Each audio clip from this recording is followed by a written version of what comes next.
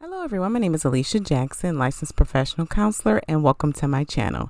Today we are reviewing what really happened to Richard Simmons. It is a documentary that is on Hulu and it was done by TMZ. I'm really excited to share with you the insights that I picked up and saw as watching this documentary. I love documentaries and I have reviewed many. So if you are new to this channel, welcome. If you are returning, like the video, subscribe, as I provide mental health information from a centered place. So let's get into it. So yes, I am a licensed professional counselor, and in addition to that, I am an internal family systems therapist, and will be using this modality to really comb through this documentary. I really enjoyed the documentary. Of course, I'm not an expert. I'm just a watcher. One of the things that I did feel was missing, truly did, was they had some people that were his friends or people he worked with, but they did not have any of his family members. I would have loved to have heard from them to be able to get their perspective, and truly also respect that if they didn't feel like that was something that Richard would want, or if they themselves didn't feel comfortable, I get it. But it was one aspect of it that I was really leaning for and wishing was there.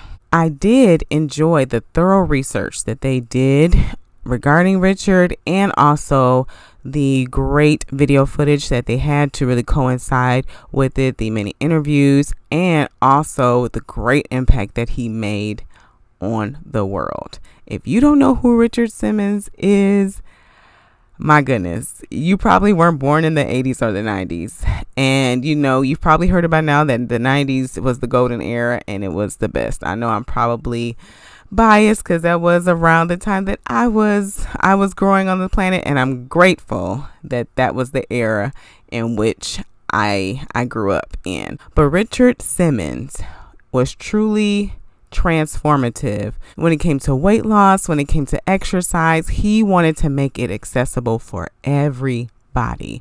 And so we get to understand his story as in February of 2014, he disappeared.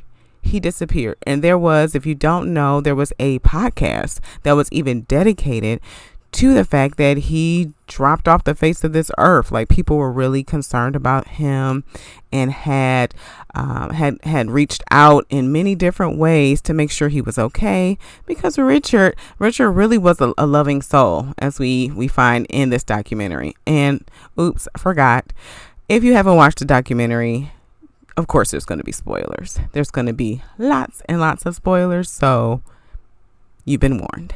And so in that fashion, TMZ as well has been really curious about what really happened to him, especially because they were often videotaping him, and he gave them great footage because he was such a great personality, such a big personality, and he was always focused on making others happy. And it really seems like that in itself kind of explains a little bit as to why he disappeared when we get to learn more about his story. And so Richard was born in 1948 in New Orleans. And he stated that both of his parents were very thin, but he was born with a deformity in his legs where not all of his bones were there. And so it caused a lot of issues with his feet and his legs, and he wasn't able to be as active as other kids. And that really made him sad.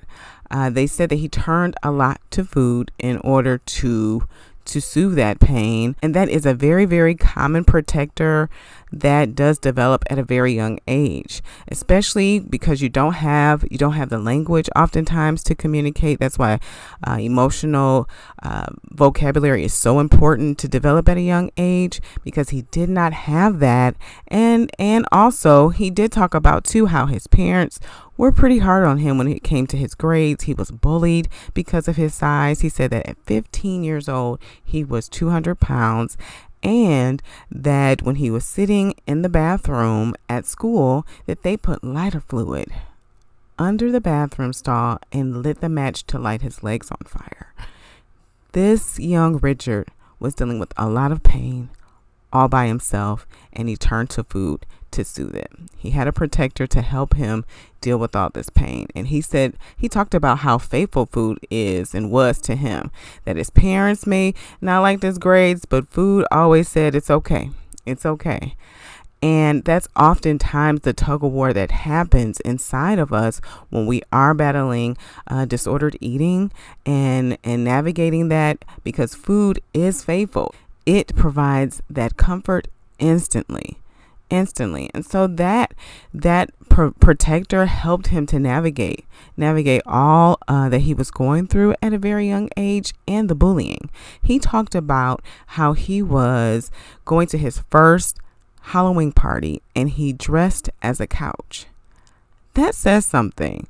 That says to me that there was a part of him that wanted to connect with people so bad that he said, I know what connects people, making fun of me. And if I can be the butt of the joke and get some connection from that, I'll do it. It shows the desperation of that. And you saw how that was actually something that played out in his life.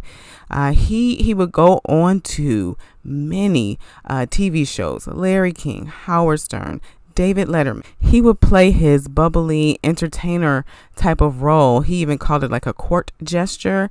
And even though it hurt him for these people to make fun of him, he would do it because he knew that's what people wanted.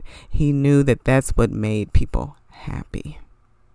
I feel and I sense like his desperation for connection, and how he navigated that and what he did in order to maintain his connection, and how it seemed to be overwhelming and became too much for him. So by the end of high school, when he's graduating, we learned that Richard was 268 pounds. And so he began to have some other ways to protect himself from being overweight, from it becoming out of control. So he chose dieting, he chose restricting, purging, ways to be able to manage his weight gain. And all of them weren't working. They weren't working. And so he talked about how he went on a diet for 2 months where all he had was water and lettuce. And he lost 137 pounds, but he also ended up in the hospital because of that restrictive diet. He was in a spot where he was so desperate because food was so faithful to him. It was such a faithful soother of that pain of being rejected, of not feeling like enough. And he utilized some really extreme ways to be able to protect himself from extreme weight gain. And so he stated that this nurse came to him while he was in the hospital and said, "Do you want to live or do you want to die?" And that was a wake-up call for him. In my mind, there was a part of me that said, that was a bit insensitive, but that was something that was able to wake him up. And maybe what he heard in that question was this nurse's concern for him, that she was truly concerned and looking out for him. And he said that he was going to dedicate his life in order to make other people happy. And my goodness, isn't that what we do? What we do is we normally try to give other people what we didn't get instead of giving it to ourselves. And that was truly what Richard did for the next few decades of his life. They talked about how he wanted to make it big in Hollywood. And he started at this famous restaurant called Derek's, and there were all these famous people there. They talked about Elton John, Egg McMahon. I mean, these really big names back in the day. And he would be very entertaining. He would yell and scream when famous people came in the door to greet them. When they ordered food that wasn't healthy, he would tell them no real loud and then offer them some salad. Like he was so entertaining, and he caught the attention of a lot of big names because of his huge personality, because of this court gesture entertainer part that he had to bring people to him, to notice him. He utilized this part in order to get his fame. So his big dream was to open this exercise studio.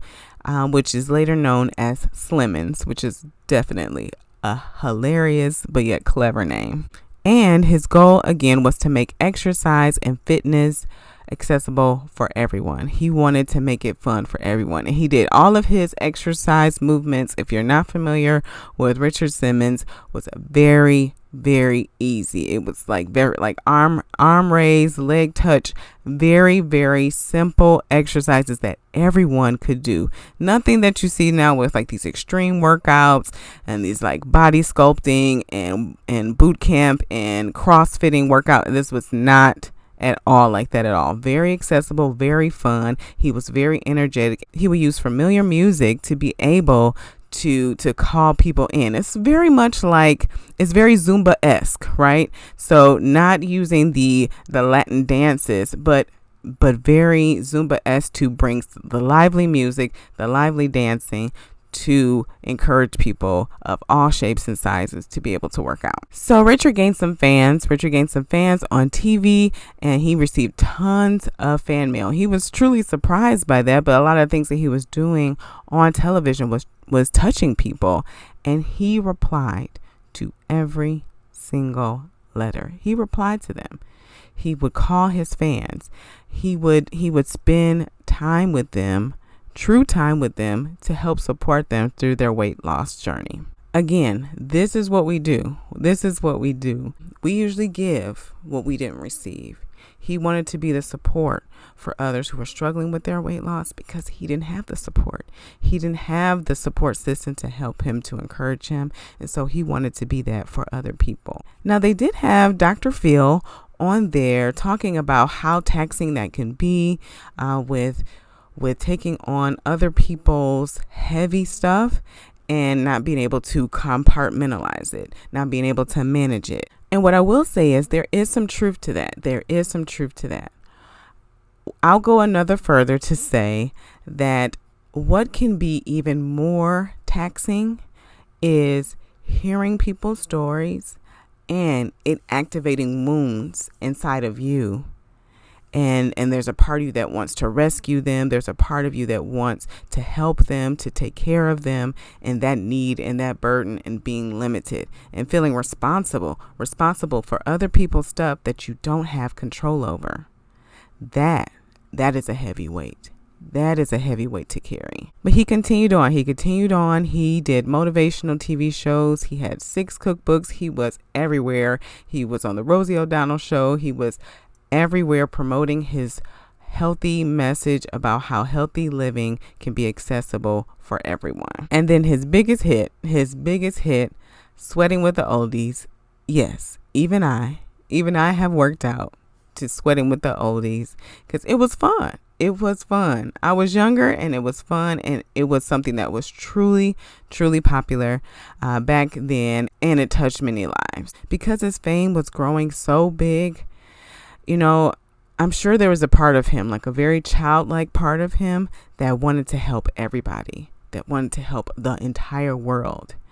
And at the same time, his capacity, because he's a human being, was limited. And I can't imagine how taxing it was for him. He talked about going to the mall and people would just rush him, and he would stay there for hours, hugging and kissing people and talking with them about their issues and their problems. He would do that. He would be on the phone with people for hours and hours, talking about the struggles in their weight loss journey and helping to walk them through it. Miss Illinois, she talked about how she had a baby and she gained some weight. And so she reached out. And emailed Richard Simmons for some support, for some guidance to be able to help her. He called her and he talked to her for an hour and a half, she said. And he said, I'm going to call you every week and we're going to get through this. Can you imagine how many people are just like that he walked through? And it's such a great gift that he had. And at the same time, the impact of that heavy burden, that caretaker part, that helper part that he had in him, because he wasn't taken care of, Nobody was taking care of him at a young age. There's this caretaker part then that develops to take care of others to prevent that wound from happening to other people. And the shadow side about that is when you have a caretaker part, a part of you that yearns and feels responsible to take care of others, you really neglect yourself. There's a huge example of this, as there was this tourist bus that would come and tour the houses of celebrities, and he would come out every time that bus came. And there was one incident where a car ran over Richard's foot. It ran over his foot. He said, I'm okay. It's bleeding and I feel the blood dripping down, but it's okay. And he still stood there. He stood there and he talked to those people. He didn't go to the hospital immediately. He stood there and talked to his people. He even told the man who ran over his foot, it's okay. God bless your wife. Tell her I said hello, and kept talking to the people. And it's the self-sacrificing that happens when there's a part of you that feels that heavy burden to care for others. And so that means that you also neglect yourself indirectly, meaning that you're recreating the wound that happened to you earlier in life. Earlier in life, Richard talked about being isolated and feeling neglected because he had no friends and he was being bullied, and his parents were more focused on his grades and not really attending to his sadness. And you see it even in his adult life, where he was attending to other people's happiness and not taking care of the parts of him that were not happy, the parts of him that held sadness. He talked about his inner struggle and how sometimes he would just sit at home alone and he would cry. The documentary talks about the real Richard, and how he was quiet. He was a recluse. I believe that part of him that was an isolator, that part of him really helped to protect him from the rejection of other people. It's a very common part, especially if you dealt with people pushing you away and shunning you. And so there's a party that says, okay, I won't reach out to people. I will isolate myself to protect myself from rejection. And at the same time, again, it creates the situation that is trying to avoid. Because when you isolate, of course, you're going to feel lonely. It's going to create that same type of rejection. And at the same time, there's a part of you that says, well, hey, at least you're doing it. At least you're controlling it instead of other people doing it to you. Richard did an interview where he said that, yeah, I'm 65 years old, but I still act like a kid. I still have parts of me that are very childlike. And he's absolutely right. We all do. We all have parts of us that are functioning from a place in which we were hurt. And so you think about it, he experienced bullying in high school and elementary school. And so there are parts of him that are functioning like a child. That court gesture, entertainer part, that part is so childlike, isn't it? It's like putting on costumes and doing dances and bringing so much joy. Sometimes even the caretaker part starts at a very young age, usually, because it happens whenever that wound occurred. That is how that part shows up. And so that's oftentimes why sometimes in our ways of protection, things can be very black and white, all or nothing, because it's coming from a very childlike space. And also why we tend to have a part of us that blames ourselves for the things that happen to us. Because children's minds, very egocentric. You think about it, they don't know much about the outside world and how it's influencing them.